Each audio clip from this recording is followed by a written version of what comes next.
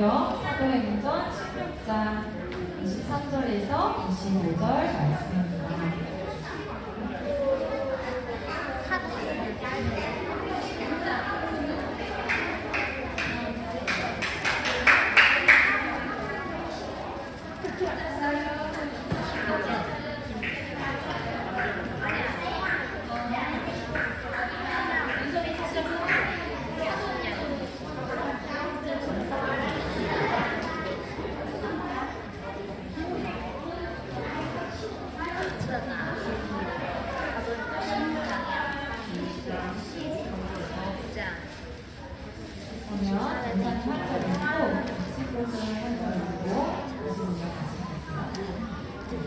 많이 치른 후에 목에 가두고 간수에게 명하여 든든히 지키라 하니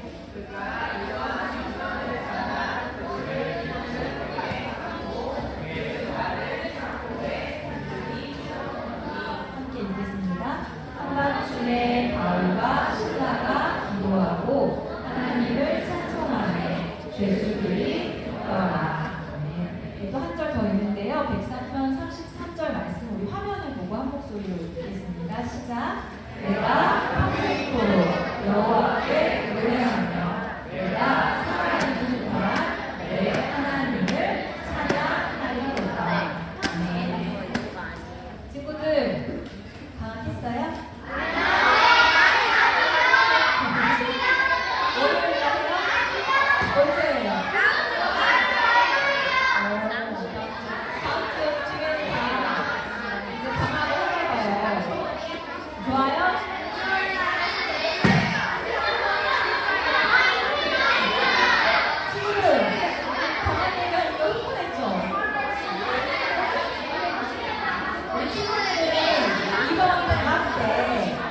이번 방학은 이렇게 보냈으면 좋겠다 하는 바람이 있어요? 연주.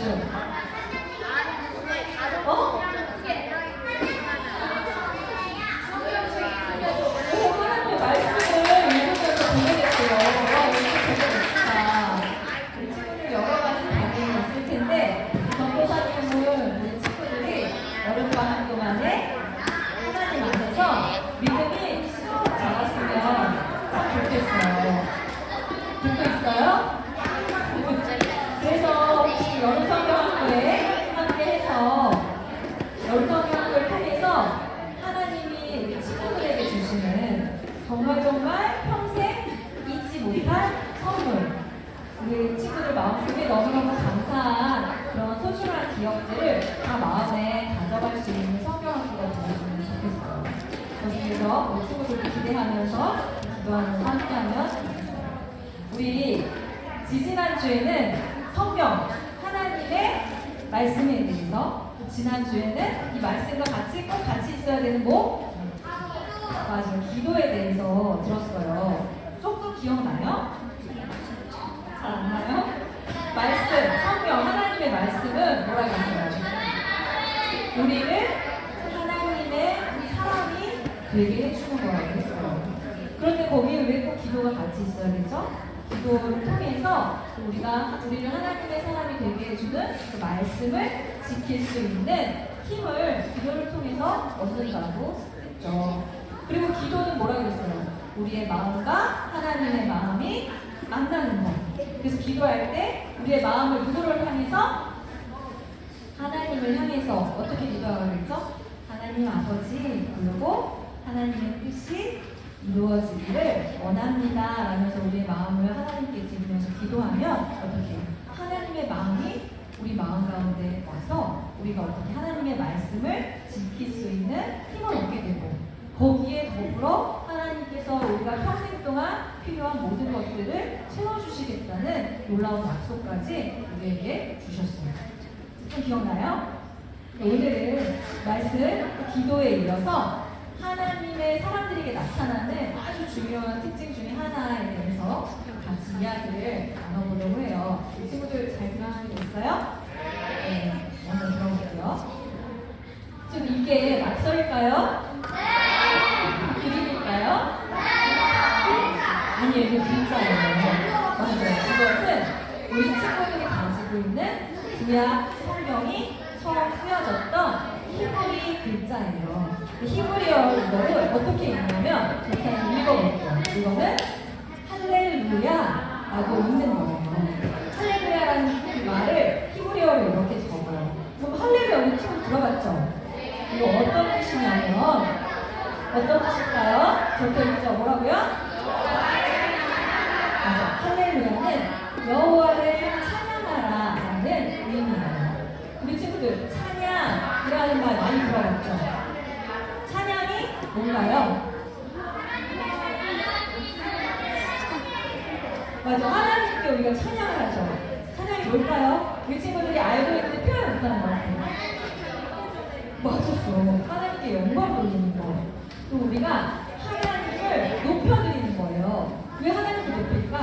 하나님 너무너무 위대하시고 놀라우신 분. 하나님 너무 좋으신 분. 하나님 너무 선하신 분이에요. 우리 그 하나님을 높이고 하나님께 영광을 올려드려요. 그래서 그걸 찬양이라고 말해요. 그래서 사실 우리는 찬양하면 노래를 생각하지만 전사님 뭐라 했어요? 하나님을 높이고 하나님께 영광을 올려드리는 모든 것이 찬양이에요. 그러니까 찬양은 우리의 마음으로도 할 수 있어요. 내 마음속으로 하나님 너무 좋아요. 마음속으로 생각만 해도 찬양이에요. 또 우리 입술로 고백하는 것도 찬양이에요. 하나님 정말 좋으신 분이에요. 이것도 찬양이에요. 또 우리가 몸으로도 찬양할 수 있어요. 어떻게? 하나님 너무 좋아요. 막 손을 높이 들고. 또 하나님 정말 위대하신 분입니다. 우리의 무릎을 꿇고 엎드리는 것도. 하나님께 손뼉을 치는 것도. 또 구약성경에 보면 사람들이 춤을 추면서 하나님을 찬양하죠. 또 어떻게 찬양할 수 있어요? 지금부터 어떤 방법이 있어요? 그 말로 고백하고 악기를 연주하면서 하나님 찬양할 수도 있고 또 우리 친구들 제일 익숙한 노래를 부르면서 하나님을 찬양할 수도 있어요. 그래서 우리의 마음과 우리의 몸으로 하나님을 높여드리는 모든 것이 하나님께 찬양을 드리는 거예요. 근데 사실 우리가 일상적으로 찬양 이렇게 사용하지만 우리는 보통 찬양을 뭐로 많이 써요? 우리가 하나님께 노래로 영광 올려드릴 때 많이 찬양이라고 부르죠. 사실 그때의 정확한 단어는 찬송이라는 말이 더 맞아요. 찬송은 노래로 하나님을 찬양하는 거예요. 이해됐어요? 그래서 이렇게 찬송과 찬양이라는 말이 살짝 의미는 다르지만 그냥 우리 교회에서 일반적으로는 두 개를 거의 같은 의미로 우리가 사용하죠. 우리 같이 하나님 찬양합시다. 또 찬송하고 하죠. 그러면 친구들 찬양과 찬송의 의미를 조금 이해했어요? 그럼 우리 친구들 언제 하나님을 찬양하고 찬송하나요? 교회에서 지금 예배 드릴 때. 또 언제 찬양할까요? 사람들이 학교에서 언제? 학교에서 예배를 드리는 거라고 하라니까. 사람들은 어떻게? 우리 성경을 읽어보면 홍해가 갈라졌을 때 어떻게 했을까요? 하나님을 찬양했겠죠. 홍해가 갈라져서 우리를 쫓아오던 애국 사람들이 모두가 물에 잠겼을 때 우리를 구원해 주신 하나님 찬양했겠죠. 그렇게 하나님께서 우리에게 행하신 놀라운 일들, 감사한 일들을 경험할 때 기쁨 가운데 찬양하게 되겠죠. 그런데 친구들, 어떤 사람들은 슬픔 속에서 아주 힘들 때, 고통 가운데, 또 몸이 아플 때 찬양을 하는 사람들이 있어요. 어떻게 이렇게 괴로운데 노래를 하게 되는 걸까요? 왜 그런 걸까? 우리 그 이유를 맞았어. 우리 그 내용을 더 자세히 오늘 사도행전 말씀을 통해서 한번 같이 생각해 볼게요. 지금 우리 바울을 잘 알죠? 바울은 하나님 만나고 복음을 전하러 다녔잖아요. 바울이 신라와 함께 빌립보라는 지역에 하나님의 말씀, 예수님을 전하려고 갔어요. 그 빌립보라는 지역에 원래 바울은 갈 계획이 아니었어요. 원래는 다른 곳으로 가려고 했는데 하나님께서 바울을 꿈에 나타나셔서 바울을 빌립보로 인도하신 거예요. 그래서 바울과 신라가 그 빌립보에 도착을 했는데 이곳에서 귀신이 들린 한 여자 종을 만나게 됐어요. 근데 이 여자 종이 귀신이 들려가지고 귀신에 붙잡혀 있는 거예요. 근데 이 귀신이 이들의 정체를 이제 알아채고 이 사람들은 하나님의 종으로 당신들에게 구원을 전하러 왔습니다 라는 얘기를 계속 쫓아다니면서 소리를 질러서 외치는 거예요.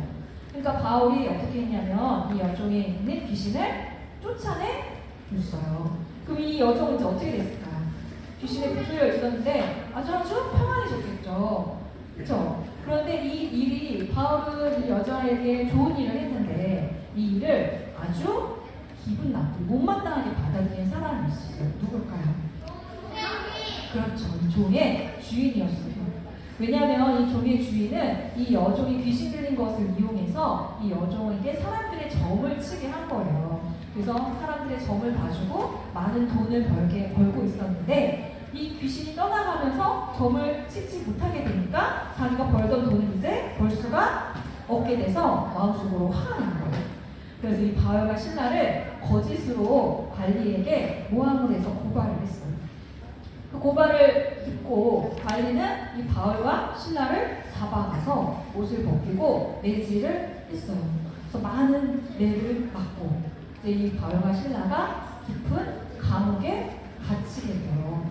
감옥에 몸을 갇히고 발에는 그렇게 죄수들을 움직이지 못하게 하는 족쇄 같은 창고라는 데에다가 발까지 딱 묶여가지고 옴짝달싹 못하게 됐어요. 그리고 저기 깜깜한 곳에 있는 거죠. 이들의 밤이 어땠을까요, 친구들? 감옥엔 불빛이 하나도 없고 깜깜하고 어둡고 지하니까 눅눅하고 또 춥고 몸은 어때요? 뇌를 막 많이 맞아가지고 찢어지고 붓고 여기저기 아픈데 무거운 펑틀에 매여가지고 몸을 가누기도 막 힘들어요. 우리 친구들이 바울과 신라의 입장이었다면 우리 친구들은 이 밤이 어땠을 것 같아요? 막 무섭고 그랬을까요? 너무 억울하고 화가 났을까요? 왜 나를 이곳에 보내셔서 이런 일을 당하게 하지 억울한 마음이 막 들었을까요?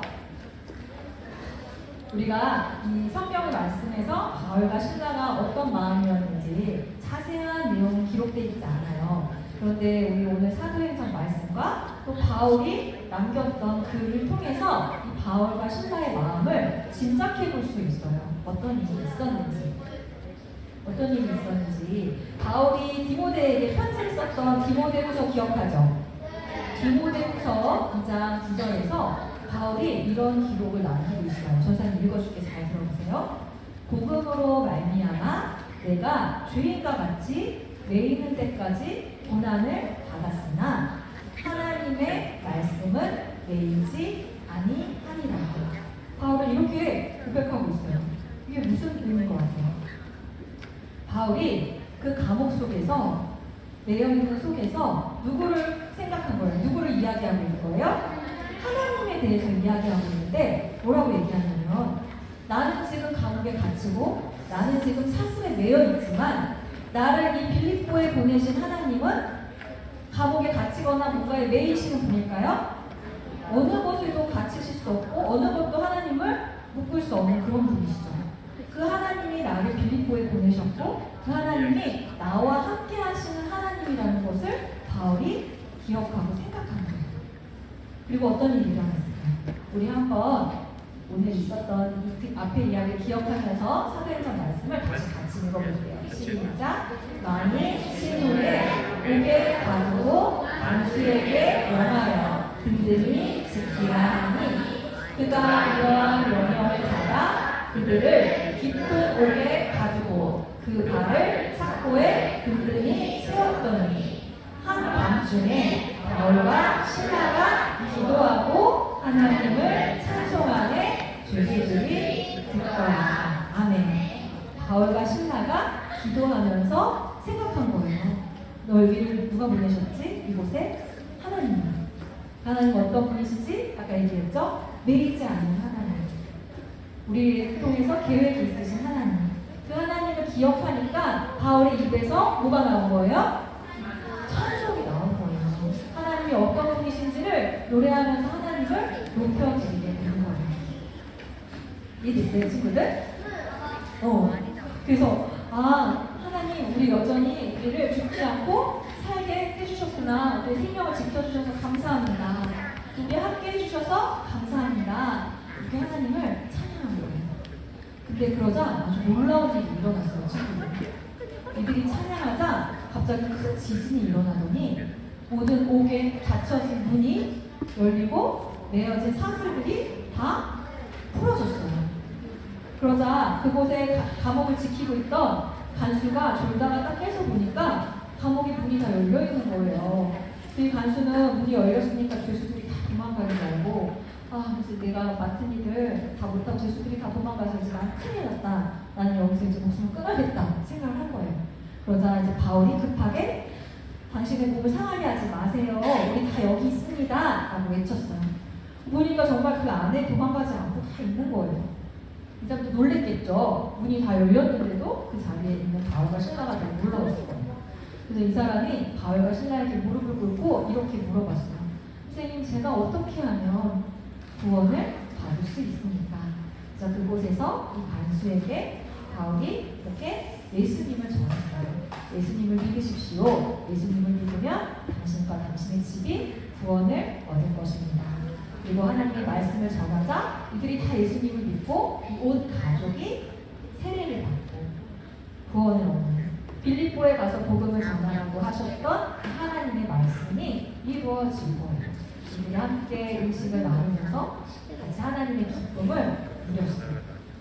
친구들, 찬양을 하면 이런 놀라운 일이 일어나요. 찬양을 하니까 닫혔던 문이 열리고 묶였던 사슬이 풀리고 하나님을 몰랐던 사람이 하나님을 알게 되고, 또 성경을 읽어보면 구약에서 다윗이 찬양을 할 때는 악한 영들이 다 떠나갔어요. 또 하나님을 찬양하면 슬픈 마음 가운데 기쁨이 찾아오고 위로를 얻어요. 또 아픈 사람이 하나님을 찬양하는 가운데 몸이 회복되는 경험을 하게 돼요. 왜 이런 일들이 일어날까요? 우리 친구들이 찬양할 때 하나님이 우리에게 어떤 일들을 일으켜 주실지 우리는 알 수 없어요. 그런데 분명한 것은 하나님이, 우리가 하나님을 찬양할 때 그 찬양을 누가 받으시죠? 하나님. 그 찬양을 받으신 하나님이 우리 가운데, 그 찬양 가운데, 우리의 마음 가운데 오시는 거예요. 이곳에 임하시는 거예요. 그래서 하나님이 오셔서 하나님이 하시고 싶은 일들을 하시는 거예요.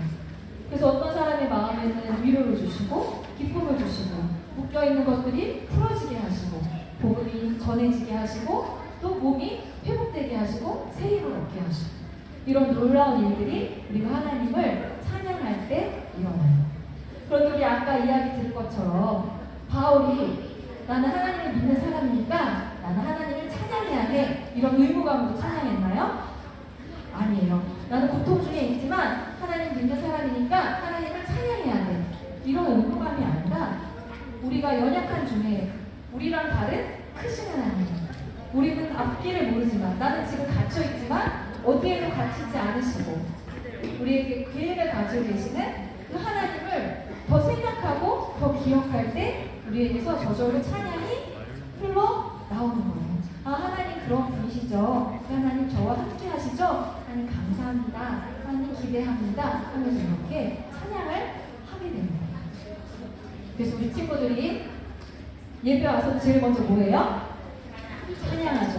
하나님 이곳에 오셔요 하면서 찬양하는 거예요. 우리 예배를 받아주시고 우리 가운데 임하셔서 우리 예배 가운데 하나님이 하시는 일들을 마음껏 하세요. 우리 각자의 마음속에 찾아와 주세요 라면서 찬양하는 거예요. 이 친구들 찬양할 때 그냥 노래만 하는 게 아니라 어떻게? 하나님께 우리의 마음을 향해서 우리의 마음과 뜻을 다해서 진심으로 하나님이 어떤 분이신지를 생각하면서 하나님을 높여드리면서 찬양해요. 그렇게 찬양할 때 우리 친구들이 찬양 가운데 우리 친구들을 찾아와서 만나주시는 그 하나님을 많이 경험하기를 바래요. 때마다, 상황마다. 그리고 그 하나님 경험할수록 우리는 어떤 사람이 되는 거예요? 더 하나님을 많이 알아가고 더 하나님을 믿게 되면서 평생 어떤 상황에서도 하나님 찬양할 수 있는, 저절로 입에서 찬양이 끊이지 않는 그런 사람들이 되어갑니다. 우리 시편의 이 고백이 우리의 고백이 되길 바라면서 함께 마지막으로 말씀 읽겠습니다. 시작. 내가 평생도록 너와 함께 노래하며 내가 살아있는 동안 내 하나님을 찬양하리로다.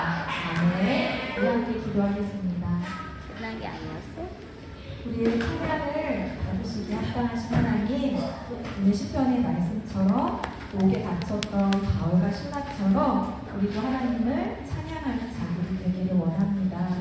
우리가 어린 시절부터 또 나이가 들어서까지 평생에 또 우리가 기쁠 때나 슬플 때나 고통 가운데 있을 때나 하나님을 찬양할 수 있는 믿음을 우리에게 더하여 주시옵소서.